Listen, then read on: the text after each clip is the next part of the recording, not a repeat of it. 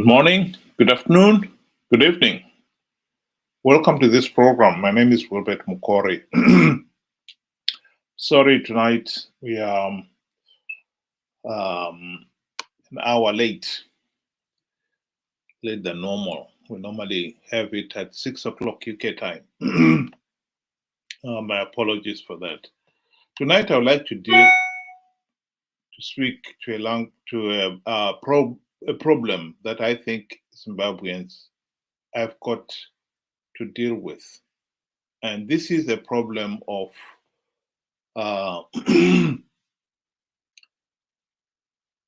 the people themselves being ignorant, naive, gullible, and sometimes they're even aggressively stupid to the point of defending the selected leader. This is a quotation from Joseph Stalin, the gentleman, the Russian dictator that during the Second World War particularly. In this quotation, somebody says that he plucked the feathers of a live chicken and then started feeding it, and the chicken continued to follow him. And this said to his followers, "This is how easy it is to govern stupid people. They will follow you no matter how much pain you cause them, as long as you throw them a little worthless treats once in a while." There is some truth in that. In our part of the world particularly, we have been very naive in the way we have allowed the leadership to get away with murder on both sides of the political divide, be it Zanu PF and CCC. I believe that MDC and Zanu PF leaders have proven beyond all reasonable doubt that they are corrupt and incompetent. And in the case of Zanu PF, brutally ruthless. And yet, one is often surprised at the number of ordinary Zimbabweans who continue to blindly follow the two parties.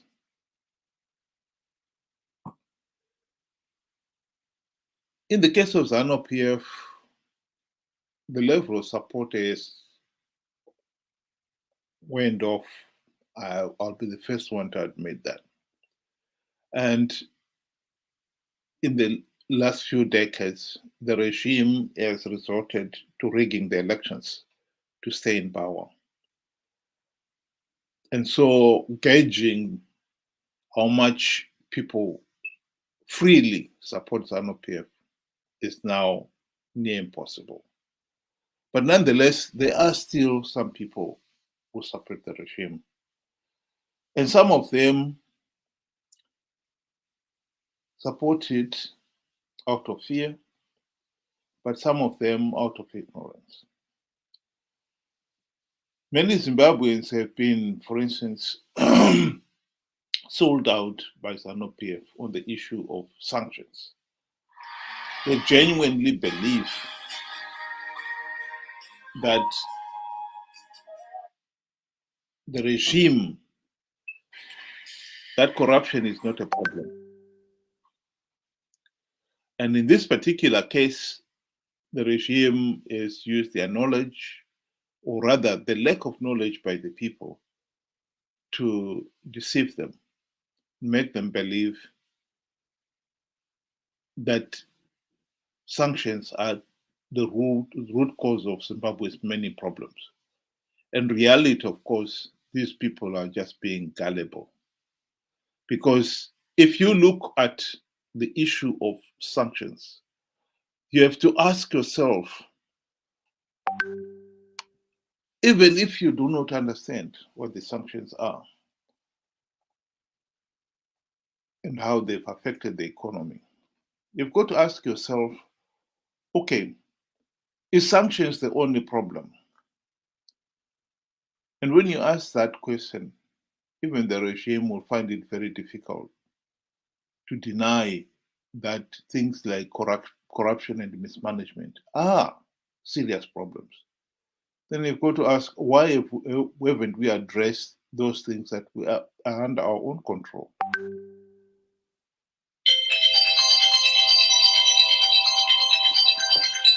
Excuse me.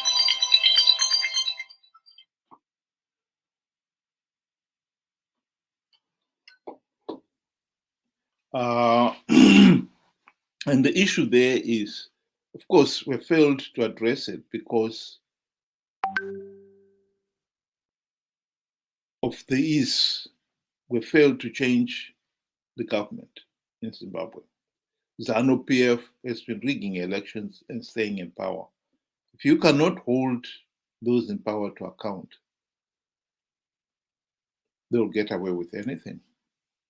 So the issue of gross mismanagement and corruption, in my view, they are the primary causes of Zimbabwe's economic meltdown.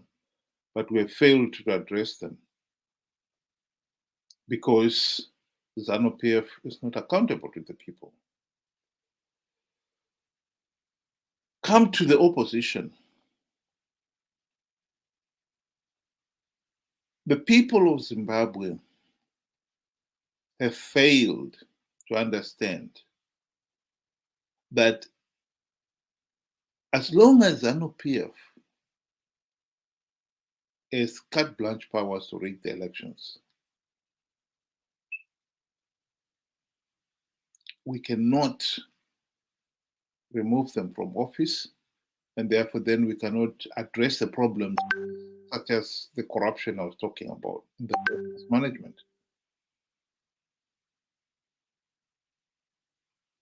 The only way we can address them is to make sure that Zanu PF stops rigging the elections. This decision was arrived at in the late 1990s. The people realized we needed democratic change in Zimbabwe to make sure that we've got free, fair, and credible elections. That is where the issue of we must elect an opposition leaders who will implement the democratic reforms took off. And the MDC was formed to answer that need. The party name itself is Movement for Democratic Change. They were answering to that call for democratic change. The party has been in power in one form or another for 23 years on the political stage, including the 5 years in the GNU when they had the best opportunity to implement the reforms. The truth of the matter is they failed to implement even one meaningful democratic change in that period. The people of Zimbabwe failed to understand what the democratic changes were about, how they were to be implemented, and therefore then it is no surprise at all that the fact that MDC, Triple C have failed to implement even one meaningful reform, these people have not appreciated that MDC have sold out. So we end up with a situation here where we have got an opposition that has already proven that they are corrupt, incompetent, and utterly useless. And yet, there are many Zimbabweans out there who continue to support the party as if they're the best thing that has ever happened since sliced bread. And so it comes back to the point that Joseph Stalin was making here, that stupid people are easy to rule. You can do whatever you like and you'll get away with it because they're stupid not to understand what's going on. Albert Einstein once said that insanity is doing the same thing over and over again and expecting a different result. In many respects, he was right. In this particular case, one has got to focus on two things. You become insane if you cannot see the detail that what you're doing is being repeated and nothing is changing. You're expecting a different result, and yet you're doing the same thing and you're not ever getting that result. Understanding the detail of the process that this is not working. If you fail to understand the detail, then of course you continue doing it. The second point is appreciating that the thing is not working and taking note of the number of times you've tried it. Ability to count. If you cannot appreciate that after 23 years of the opposition, MDC, Triple C in power, and they've not even implemented one democratic reform, then there is a serious weakness there in the electorate. By now, you should have realized, no, this is not working. And yet, here we are, 23 years, and we still think that the MDC, Triple C, are going to deliver change. It's shocking. Nelson Chamisa and friends have not only failed to implement even one meaningful democratic change in Zimbabwe in the last 23 years, but they've been participating in these flawed elections to give Zanu PF legitimacy out of greed.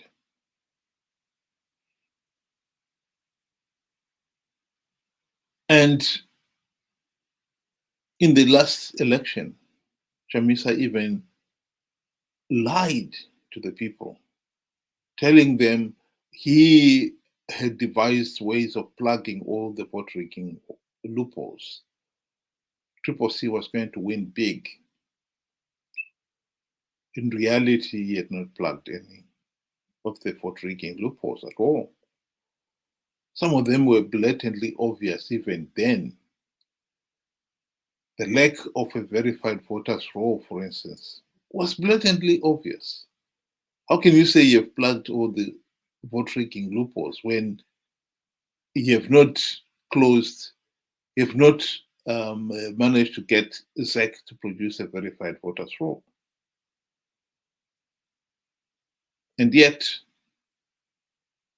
the opposition still remains popular in the country. Why? Because the people themselves, povo, the masses, have failed to understand what the reforms are all about, how they were supposed to be implemented, and how Triple C, MDC leaders have sold out. Like it or not, Zimbabwe is a failed state. And as long as Zanu PF retains the carte blanche powers to rig elections, nothing is going to change. And the only way to stop Zanu PF having the carte blanche powers to rig the elections is by implementing the democratic reforms. And as we have seen these last 23 years, MDC are not competent to implement the reforms.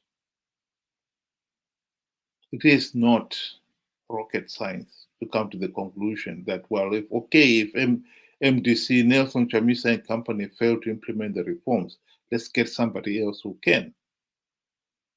And yet, it is appearing as if it is rocket science. Making that leap, the realization that the opposition, MDC, have failed to implement the reforms, and we need a competent opposition to implement the reforms, seems like a bridge too far to some people to make. And so Zimbabweans, in their naivety, ignorance, we have become our own worst enemy. Because by keeping the corrupt and incompetent Triple C that has failed to implement the reforms, which we have done these last 23 years, we have, by extension, kept Zanu PF. And as long as Zanu PF is in power, the economy has no chance of recovering. None.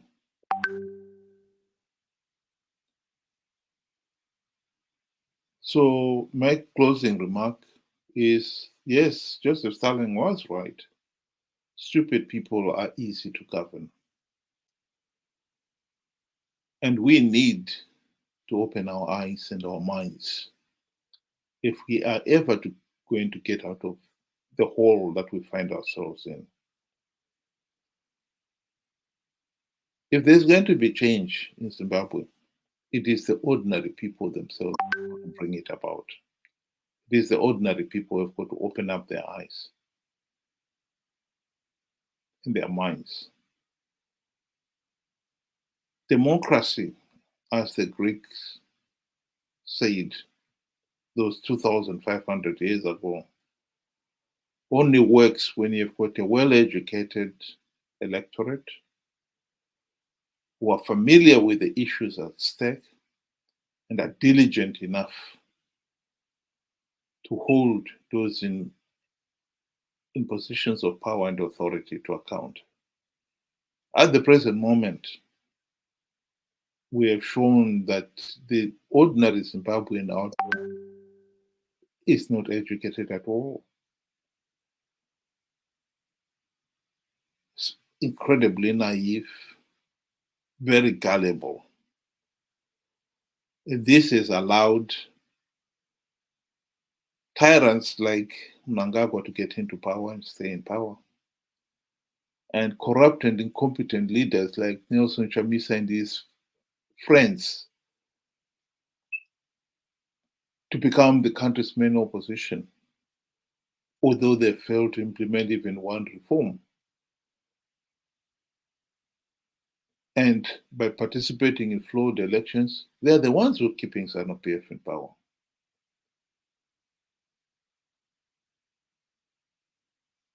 That is the reality.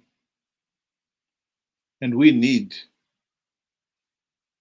to deal with it honestly if we're ever going to get out of this mess. That is my message for tonight. And thank you very much for listening.